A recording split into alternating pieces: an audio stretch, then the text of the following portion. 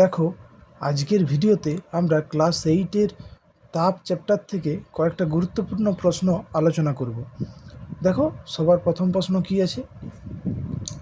তাপ কাকে বলে? সিজিএস ও এসআই পদ্ধতিতে এর একক লেখো। তাহলে আমরা জানি কি তাপ হলো এক প্রকার শক্তি যা গ্রহণ করলে বস্তু উত্তপ্ত হয় আর বর্জন করলে বস্তু শীতল হয়। এটাই হলো তাপের সংজ্ঞা। এসআই পদ্ধতিতে তাপের একক জুল ও সিজিএস পদ্ধতিতে তাপের একক ক্যালোরি। তারপর দেখো কি আছে, উষ্ণতা কাকে বলে? এর এসআই একক লেখো।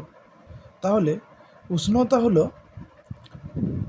বস্তুর এমন এক তাপীয় অবস্থা যা স্থির করে ওই বস্তু অন্য কোনো বস্তুর সংস্পর্শে থাকলে অন্য বস্তুটিকে তাপ দেবে না অন্য কোনো বস্তু থেকে তাপ গ্রহণ করবে। উষ্ণতার এসআই একক হলো কেলভিন। উষ্ণতা সিজিএস এককটাও জেনে রাখো, এ হলো ডিগ্রি সেলসিয়াস। তারপর দেখো, উষ্ণতা পরিমাপক যন্ত্রের নাম কি? উষ্ণতা পরিমাপক যন্ত্র হলো থার্মোমিটার। তারপরের কোশ্চেন দেখো, বস্তুর উষ্ণতা বাড়াতে প্রয়োজনীয় তাপ কি কি বিষয়ের উপর নির্ভর করে? আমরা জানি বস্তুর উষ্ণতা বাড়াতে প্রয়োজনীয় তাপ 3টি বিষয়ের উপর নির্ভর করে। 1, বস্তুর ভর, 2, বস্তুর উপাদান, 3, বস্তুর উষ্ণতা বৃদ্ধির পরিমাণ। তারপর দেখো, 1 ক্যালোরি তাপ বলতে কি বোঝো? মানে 1 ক্যালোরি তাপ কাকে বলে?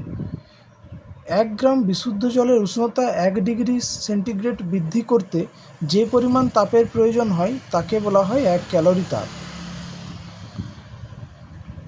তারপর দেখো, আপেক্ষিক তাপ কাকে বলে? এসআই পদ্ধতিতে এর একক লেখো।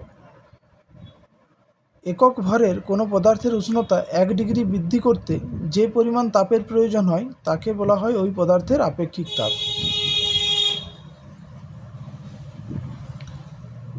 তারপর দেখো, এসআই পদ্ধতিতে আপেক্ষিক তাপের একক হলো জুল পার কিগ্রা ইন্টু কেলভিন। আর সিজিএস পদ্ধতিতে আপেক্ষিক তাপের একক হলো ক্যালোরি পার গ্রাম ডিগ্রি সেলসিয়াস। তামার আপেক্ষিক তাপ 0.09 ক্যালোরি পার গ্রাম ডিগ্রি সেলসিয়াস বলতে কি বোঝো? তার মানে কি তামার আপেক্ষিক তাপ এত বলতে কি বোঝায়? তাহলে ওটা বলতে বোঝায় যে 1 গ্রাম বিশুদ্ধ তামার উষ্ণতা 1 ডিগ্রি সেলসিয়াস বৃদ্ধি করতে 0.09 ক্যালোরি তাপের প্রয়োজন হয়।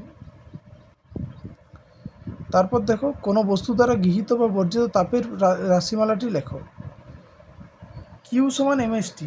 এই সূত্রটা ব্যবহার করে আমরা কোনো বস্তু দ্বারা গৃহীত বা বর্জিত তাপের পরিমাণ নির্ণয় করতে পারি, যেখানে কিউ হলো গৃহীত বা বর্জিত তাপ, এম হলো বস্তুর ভর, এস হলো আপেক্ষিক তাপ এবং টি হলো উষ্ণতা বৃদ্ধির পরিমাণ। এই সূত্রটা ব্যবহার করে আমরা কিছু অঙ্ক করব পরের ভিডিওতে।